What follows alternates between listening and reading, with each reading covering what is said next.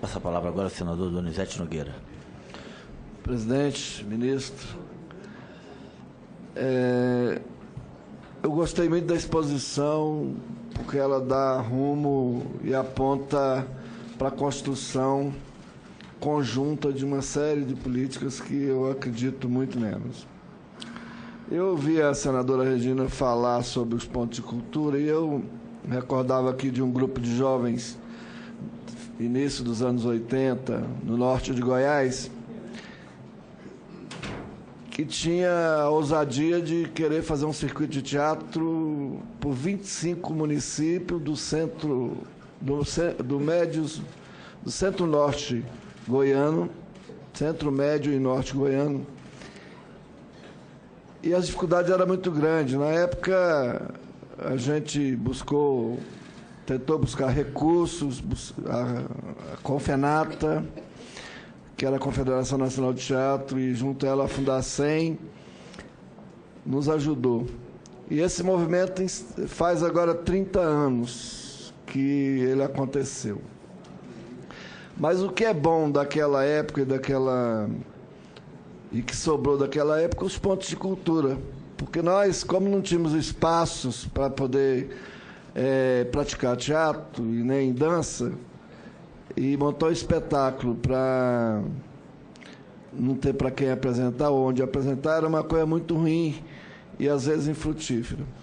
Mas a gente tomava a iniciativa de, nas casas, alguns espaços associativos, para poder fazer isso.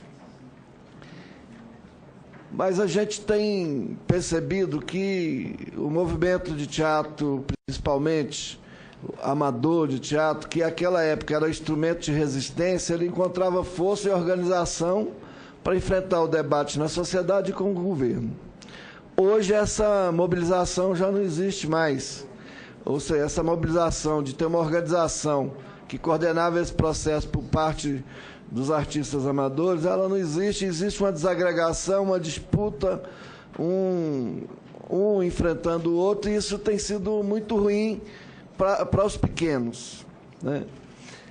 E está aí a Lei Rouanet, que não deixa dúvida. E, bem disse o ministro na sua segunda fala, é um produto, basicamente, do enxugamento do Estado, que tem a ver com o Estado mínimo, e que não tem contribuído. Não tem contribuído do meu ponto de vista, porque simplesmente serve para as grandes empresas fazer publicidade dela com o dinheiro do povo. E não serve à difusão, não serve ao fortalecimento e à consolidação de iniciativas culturais. E é muito importante. Quando o senhor estava no Ministério da outra vez, eu participei de algumas reuniões discutindo essa questão da Lei Rouanet, né? E, infelizmente, até agora nós não conseguimos resolver isso. Eu acredito que nós aqui no Senado, e eu me coloco à disposição para que a gente possa fazer isso andar.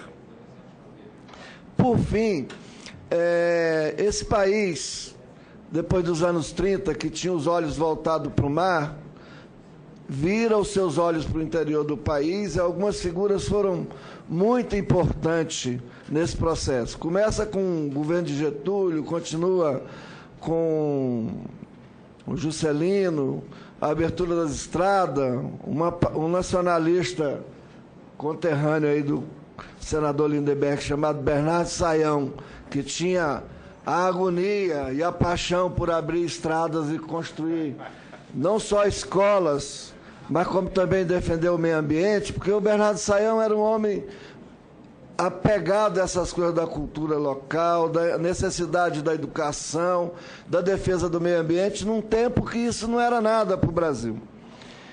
E aí, ministro, eu queria fazer um desafio. Eu acredito que Palmas é o último evento da Marcha para o Oeste. E a gente precisava tentar trabalhar esse resgate da Marcha para o Oeste, o papel que ela teve para o Brasil do ponto de vista até cultural. E vou me propor aqui a provocar o governador Marcelo Miranda que a gente possa fazer um grande museu, né, sobre a Marcha para o Oeste, tudo que envolve de cultura, desenvolvimento econômico e avanço dessa ideia de tirar os olhos do mar e colocar os olhos para dentro do país, fazendo com que a gente possa fazer com que a Lei Rouanet tire os olhos da Avenida Paulista e lá de Copacabana e possa ganhar o interior do país. Muito obrigado. Muito obrigado, senador. A questão da interiorização. Essa é uma questão importante. O Brasil tem uma tradição litorânea, culturalmente muito forte, mas desde o início do século passado, os modernistas e todas as tendências culturais foram no sentido de abraçar a contribuição do Brasil profundo, o Brasil rural, o Brasil que se expressa de forma distinta, mas muito forte no Brasil inteiro. Eu tive uma experiência estranhíssima agora como secretário de Cultura da cidade de São Paulo. Eu fui debater esse tema e eu levantei o seguinte, dizendo que São Paulo tem uma dimensão caipira forte, mas tem vergonha dessa dimensão caipira, ou seja, da presença do interior de São Paulo na capital, e que achava meio colonizada se comparar o tempo inteiro com Nova York. Nós nos parecemos mais com a cidade do México, com Bogotá, com o Cairo, porque as interfaces que nós temos com problemas culturais são mais complexas do que a de Nova York, que é uma cidade que está no epicentro de um sistema onde eles são os que decidem, mandam e se apropriam de muita coisa complexa do mundo. E disse, olha, eu não sinto muita presença do interior de São Paulo aqui na capital e sei da importância da cultura caipira na cidade de São Paulo. Aí um camarada que já tinha feito sua intervenção voltou a falar, dessa vez com sotaque caipira, e disse, eu virei bilíngue aqui em São Paulo para não ser discriminado. Eu seguro minha manifestação na fala da minha raiz, da minha origem, para eu não ser discriminado no trabalho, na convivência social. Ele chegou a dizer o seguinte, eu não arranjaria as namoradas que eu arranjo se eu falasse como eu originalmente falo na minha família. Isso, para mim, foi o maior depoimento de que é preciso, de fato, nesse Brasil do século XXI, a gente voltar à tônica de que essas ondas culturais brasileiras, inclusive o tropicalismo e outras, levantaram, que é preciso reconhecer a diversidade cultural brasileira sem preconceito, sem discriminação. Por que a vivência no litoral é mais importante que a vivência no interior? Parte da nossa cultura, parte das nossas raízes, parte do Brasil profundo é o Brasil rural e é preciso incorporá-lo, mesmo que modernizando e dando um tratamento que seja possível se articular com essas outras linguagens. Quando eu falo o Brasil do interior, estou falando dos povos indígenas também, que o Brasil tem a maior dificuldade de incorporar a cultura dos povos indígenas no seu patrimônio. Eu não digo formalmente através do IFAM e do IBRAM, mas eu digo ao nível, de fato, de uma valorização e da cultura de origem africana também, que essa se impôs mais, porque disputa o espaço urbano, e aqui para nós deram uma contribuição a tal ponto de que sem ela, esse Brasil que a gente conhece não seria possível, porque boa parte do que a gente faz de melhor vem desse matricial, mesmo quando sofre preconceito. Então, falei bem, Cobra?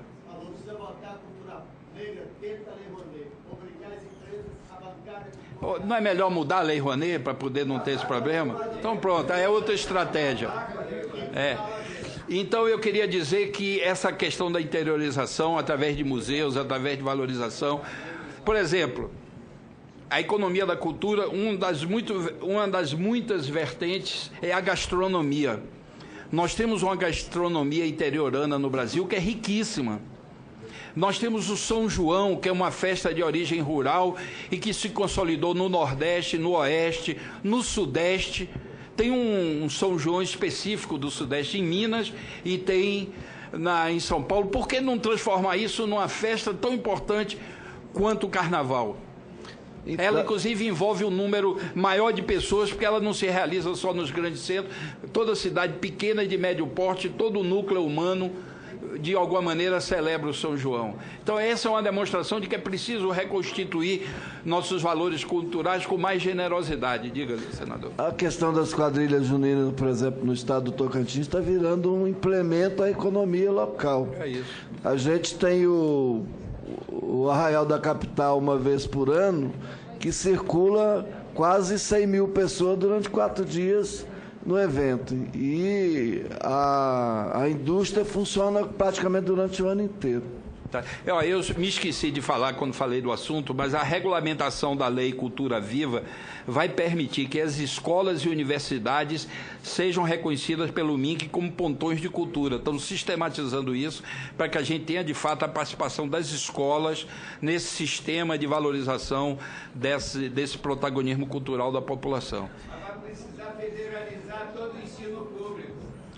Federalizar todo o ensino público e transformar as escolas todas em pontos de cultura ambiental, arte e educação. Então, eu vou fechar minha intervenção respondendo...